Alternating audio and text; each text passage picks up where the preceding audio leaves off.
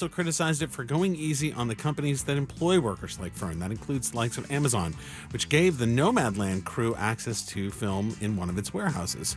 We're going to hear from Vulture's Alison Wilmore about the film and how its depiction of the working class compares to other recent output from Hollywood.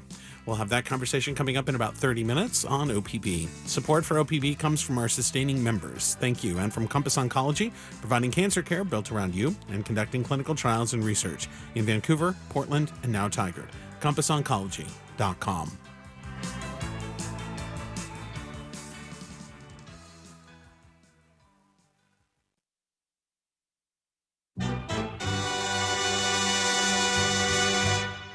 This is the takeaway from WNYC and PRX.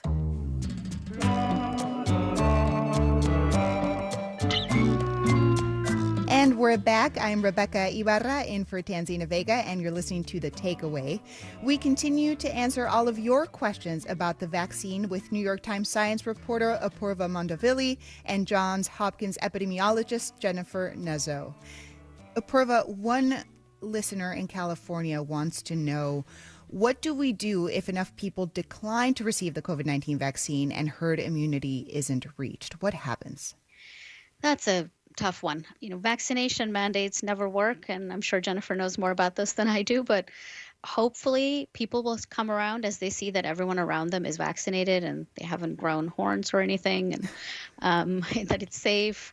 But if, the really diehard, hesitant people, maybe they will be pressured by businesses or by their kids' schools, or I'm not really sure what's going to happen there.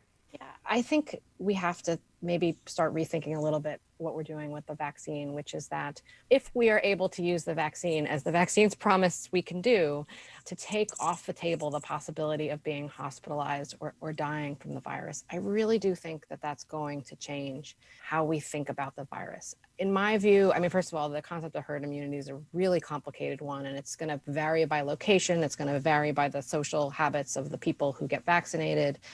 And it is not one single end state. It's a bit more dynamic than I think it's often talked about.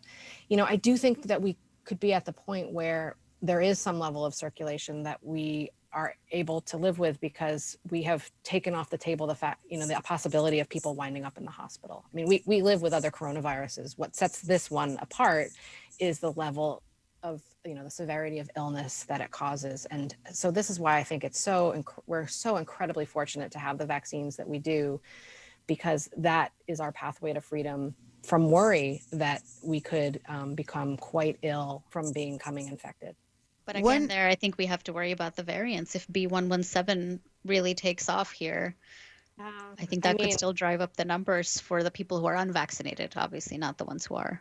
It's just hard for me to imagine that we're going to get to a point where we stop the virus from circulating. I think we'll have lower numbers. And I do think the other fortunate news about the vaccines that we have is that there is the possibility to change if we do find that there's a variant that is not responsive. I do think even with the news we've had to date, the vaccines are still offer a good promise of protection against the variants we've seen so far. Less for sure, but in some cases, but still promising. So I do think that, it'd be nice for people not to have to worry about winding up in the hospital if they get it.